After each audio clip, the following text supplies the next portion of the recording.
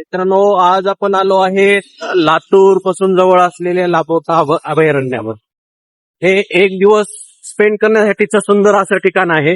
आज मी तुम्हाला हा पूर्ण व्हिडिओ दाखवेन. सोबतच तुम्हाला इथे एक सुंदर असं शिव मंदिर आहे. त्या शिव मंदिरामध्ये पण मी जाईल. तर कंटिन्यू करतोच मित्रांनो व्हिडिओ. असाच पॉज मध्ये मी चालवेन थोड्या वेळासाठी परत. हा हा सुंदर असा परिसर आहे मित्रांनो. म्हणजे एक दिवस तुम्ही आरामात तिथे स्पेंड करू शकतात. एरिया पण तेवढा मोठा आहे आणि कनेक्टिव्हिटी तेवढी अवघड नाही की तुम्ही इथं येण्यासाठी म्हणजे तुम्हाला काही प्रॉब्लेम येईल या पद्धतीने. अंदाजे हा 400 एकरच्या आसपास असलेला परिसर आहे, जो की पूर्ण म्हणजे खूप एकदम रिलॅक्सेशन जर म्हणलात तर खूप चांगला तुम्हाला या अनुभव येईल. आता आपण सध्या जातोय तो रस्ता आहे शिव मंदिराकडे जाणारा. शिव मंदिर पण खूप खास आहे, स्पेशली त्याच्यासाठीच आज माझा उद्देशच तो होता. तरी मित्रांनो 2 मिनिटात आपण तिथे पोहोचू. मित्रांनो, मी तुम्हाला याच रामलिंगेश्वर मंदिराबद्दल बोललो होतो. जे याचा इतिहास जर पाहिला तुम्ही, हे प्रभू श्रीरामांनी हे मंदिर बनवलं असं याची आख्यायिका आहे. तसेच सध्या हे वन विभागाच्या अंडर येतं, पण या पूर्ण पर्वताचं नावच रामलिंगेश्वर पर्वत असं आहे. तर तुम्ही मित्रांनो या सोबत पाहू शकता, सुंदर असं हे मंदिर आहे.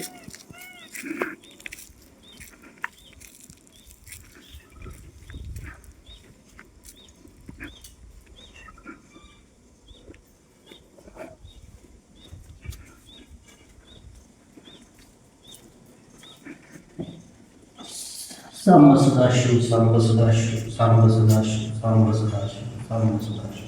ओम नमः शिवाय ओम नमः शिवाय ओम नमः शिवाय.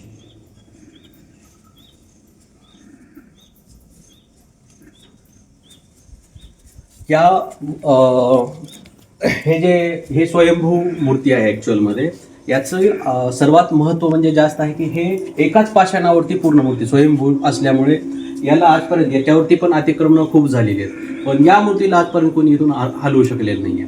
तर मी तुम्हाला हेच म्हणेल की सुंदर असं हे नॉट म्हणजे तुमच्यासाठी असं मी म्हणणार नाहीये की हा पण म्हणजे पिकनिक पॉइंट म्हणेल, पण एक देवाची जर तुम्ही आस्था करताय, देवाला मानताय, सोबत सोबत जर तुम्हाला एन्जॉयमेंट पण करायचं असेल तर हा बघा पूर्ण परिसर, पूर्ण तुम्हाला जंगल सुंदर असं. आम्ही पण टिफिन घेऊनच आलो होतो आणि जेवण वगैरे करून तुम्ही छान पद्धतीने एक दिवस इथे स्पेंड करू शकतो.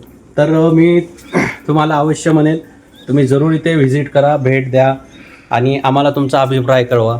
लातूरवरून फक्त 35 ते 40 किलोमीटर अंतरावरती हे सुंदर असं मंदिर आहे, जे की तुम्ही कधी पण प्लॅन करू शकता. सकाळी अर्धी इन द मॉर्निंग जरी निघाला तर पूर्ण दिवसात तुमचा सुंदर असा जर्नी इथं होऊ शकते. तर कमेंट करा, लाईक करा आणि आम्हाला कळवा आमचं तुम्हाला माहिती कशी वाटली. तोपर्यंत जय श्रीराम, जय महाकाल, जय.